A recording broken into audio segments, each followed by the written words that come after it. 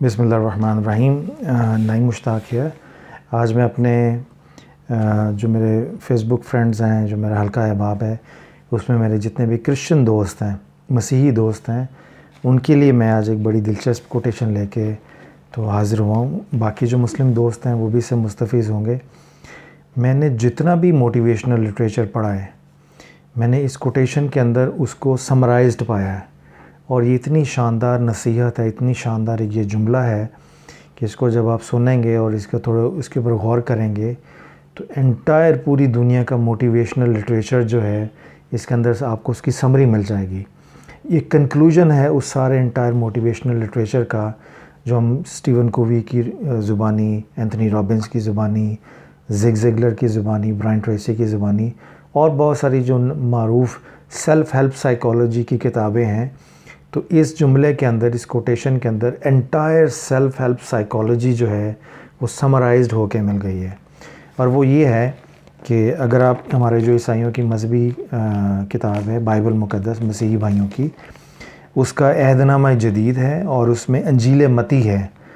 انجیل متی کا باب نمبر 10 ہے اور آیت نمبر 16 ہے، اور اس میں حضرت عیسیٰ علیہ السلام یسوع مسیح اپنے حواریوں کو جب تیار کر کے، ٹرینڈ کر کے تو تبلیغ کے لیے سوسائٹی میں بھیجتے ہیں، تو وہ یہ جملہ سنیے گا، یہ کوٹیشن، یہ آیت سنیے گا۔ وہ کہتے ہیں کہ دیکھو میں تم کو بھیجتا ہوں گویا بھیڑوں کو بھیڑیوں کے بیچ میں، پس سانپوں کی مانند ہوشیار اور کبوتروں کی مانند بھولے بنو۔ یعنی انہوں نے دنیا کو بھیڑیے سے تشبیہ دی ہے، اور حواریوں کو اپنی تربیت سے جو ان کی نکلتے ہیں وہ بھیڑوں کی طرح ہیں، مظلوم ہیں، پاک صاف ہیں، بڑی نفیس طبیعت کے ہیں۔ تو جو جملہ جس کے لیے میں نے آپ کو یہ ویڈیو ریکارڈ کر رہا ہوں وہ یہ ہے کہ آپ نے فرمایا کہ جب تم بھیڑیوں کے بیچ میں جاؤ، دنیا کے بیچ میں جاؤ، تو اپنی پرسنالٹی کو دو اینگلز پہ سٹرونگ رکھنا۔ ایک، سانپوں کی مانند ہوشیار رکھنا۔ مراد یہ ہے کہ اگر آپ نے سانپ کو دیکھا ہو تو وہ بڑا الرٹ ہو کے اپنا پھن پھیلا کے، تو بڑی کہہ لیجیے الرٹنس کے ساتھ اپنے حالات کا جائزہ لیتا ہے۔ یعنی وہ بڑے سچویشنل ججمنٹ ہوتی ہے اس کی، وہ بڑی واضح شارپ ہوتی ہے کہ لمحوں کے اندر اندر وہ نزاکت اور معاملے کو بھانپ جاتا ہے اور اس پہ فیصلہ کرنے کی پوزیشن میں آ جاتا ہے۔ تو یہ وہی آدمی کر سکتا ہے جو کانسیپچولی کلیئر ہو، اور اس کانسیپچول کلیئرٹی کے ساتھ اس کو اللہ تعالیٰ نے بے پناہ حکمت سے نوازا ہو،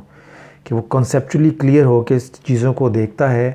اور حکمت کے تحت، اللہ تعالیٰ کی عطا کردہ حکمت اور وزڈم کے تحت وہ امیجیٹلی سچویشن کو انالائز کر کے اس میں ڈیسائیڈ کر لیتا ہے کہ میں نے اس کے مطابق کیسے چلنا ہے۔ اور سانپوں کی مانند ہوشیار ہونے کا مطلب یہ ہوگا کہ وہ اتنا الرٹ ہوتا ہے کہ کوئی آدمی اس کو دھوکہ نہیں دے سکتا۔ یہ اصل چیز ہے۔ جیسے حضور صلی اللہ علیہ وسلم کی حدیث ہے کہ مومن کو ایک سوراخ سے 2 مرتبہ نہیں ڈس سکتے۔ مراد یہ ہے کہ مومن اتنا الرٹ ہوتا ہے کہ پہلی دفعہ تو وہ اعتماد کر کے آپ پر اعتماد کرے گا، آپ کو پورا موقع دے گا اپنے پوائنٹ آف ویو کو، اپنے کریکٹر کو ثابت کرنے کے لیے، اور اگر آپ دھوکہ دیں گے تو دوبارہ وہ دھوکہ نہیں کھائے گا۔ تو سانپوں کی مانند ہوشیار ہونے کا ایک مطلب یہ بھی ہے کہ اس کی شخصیت میں وہ اتنا الرٹ ہوگا کہ اس کو دھوکہ دینا ناممکن ہو جائے گا۔ اور کبوتروں کی مانند بھولے بنو، یعنی وہ اپنی شخصیت میں، اپنے کنڈکٹ میں اتنا پرامن، اتنا محبت والا ہوگا کہ کسی کو یہ ڈر نہیں ہوگا کہ اس آدمی سے تعلق رکھنے سے میرے کسی حقوق پہ ڈاکہ پڑے گا، یا میری ذات کو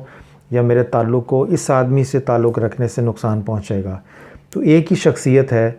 وہ ایک طرف اتنی نرم مزاج ہے کہ اس کے ساتھ تعلق رکھنے والے وہ سارے اس کے دائرۂ امن میں آ جائیں گے، وہ اس سے محفوظ ہو جائیں گے۔ اور وہی شخصیت کا دوسرا پہلو یہ ہے کہ وہ اتنا الرٹ اور شارپ ہے اپنے مائنڈ میں کہ اس کو دھوکہ دینا ناممکن ہوگا۔ تو یہ شارپنس طبیعت میں، اور دوسری طرف محبت اور امن میں بھی اس قدر کمال حاصل کرنا، یہ انٹائر سیلف ہیلپ لٹریچر جو ویسٹ کا اس وقت پروڈیوس ہو رہا ہے پرسنالٹی ڈیولپمنٹ پہ، وہ میری انڈرسٹینڈنگ کے مطابق یہ 2 جملوں میں سمرائز ہو جاتا ہے۔ شخصیت کے 2 پہلو میں سمرائز کر دیے یسوع مسیح نے کہ سانپوں کی مانند ہوشیار رہو، اپنے انوائرمنٹ کا اچھی طرح سے بالکل الرٹ ہو کے جائزہ بھی لیتے رہو، تاکہ تمہیں کوئی دھوکہ نہ دے سکے،